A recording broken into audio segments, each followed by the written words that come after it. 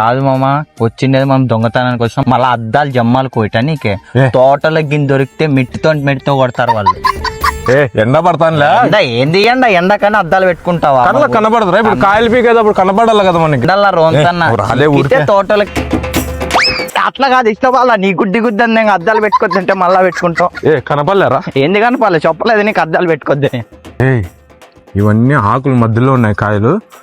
ఇద్దరమైతే కాదు, నువ్వు పైకెక్కు యాడ కాయ అంటే ఆడు చెప్పు, నేను పెట్టడమా పీకడమా? నువ్వు పీకేటప్పుడు పిలిచొద్దు, తోటలు వింటారు. ఒకటేసారి పీకేను, నువ్వు చెప్పు. నేను పీకు మామ అంట. పీకుతారా మామ? ఎక్కుతున్నా మామ. పా నువ్వు బా.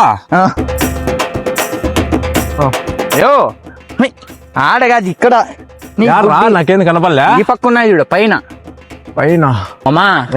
ఆడ ఆకలి కింద ఉన్నాయి కాయలు, నాకు చేతికి అందలే. నువ్వు పీకన్నాడు పీకో. లే ఈడనా? ఆడే మామా. ఏదో 2 కాయలు ఉన్నాయి రా, పీకు మామా.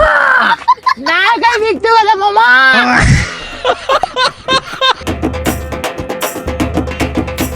ఎవరు మీరు పీక్కుంటారా మా కాయలన్నా? మీ చెట్లో కాయలు కాదన్నా వీకిండేది, నా చెట్లో కాయలు వీకినాడన్నా. చాలా మంది మాకు యూట్యూబ్ ఛానల్ ఉందని తెలియదు.